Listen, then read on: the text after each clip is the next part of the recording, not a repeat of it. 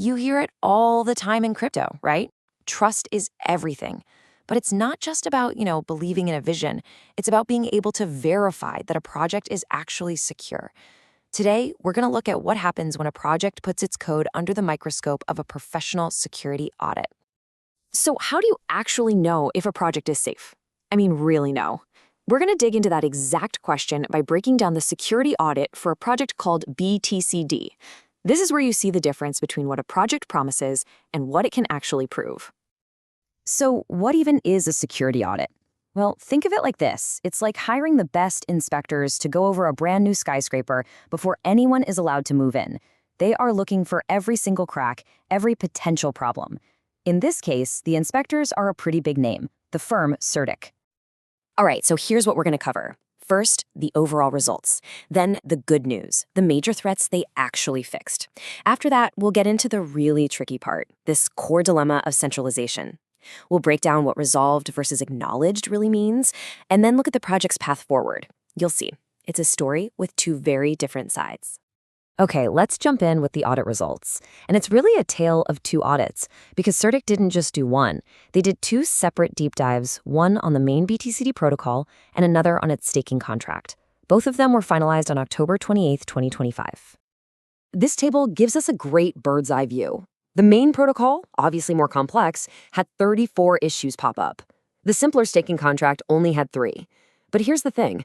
The total number isn't the whole story. What really matters is how serious those issues were, especially the ones they call major and those about centralization. Let's start with the good news, because this part is fantastic. It's a huge win for the project's technical security and really shows the dev team was on the ball. Across both audits, Certic found a total of 4 threats that they classified as major. And listen, these aren't just little bugs. These are the kinds of serious vulnerabilities that could lead to massive financial loss or a total meltdown of the protocol. And this chart says it all, really. They found 4 major threats, and the BTCD team fixed all 4 of them, 100%. That is exactly the kind of response you hope to see. And these were not minor things. We are talking about potential game-over scenarios. One flaw could have literally printed infinite tokens, making the whole thing worthless. Another was basically a backdoor for anyone to steal staked funds. Finding and squashing these bugs directly protected users' money and saved the project from disaster. But like I said, this is a tale of two sides. Stomping out technical bugs is only half the battle. The audit also shined a big, bright light on a deeper, more philosophical risk, one that gets right to the heart of what we mean by decentralization. This quote from the Certic report just cuts right to the chase. The core dilemma is that the project, as it stands, isn't fully decentralized. It has what they call privileged roles, basically special keys to the kingdom, that are held by a select few people. Let's go back to that skyscraper analogy.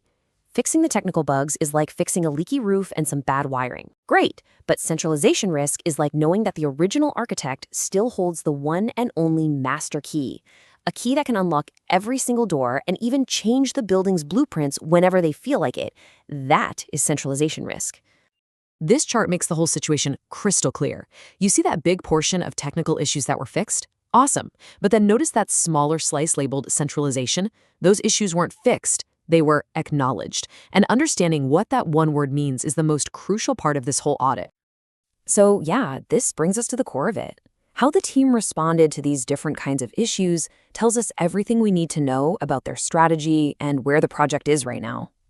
Here it is. This is the single most important distinction in the entire audit. Resolved means the danger is gone. The bug was patched, the code was changed, end of story.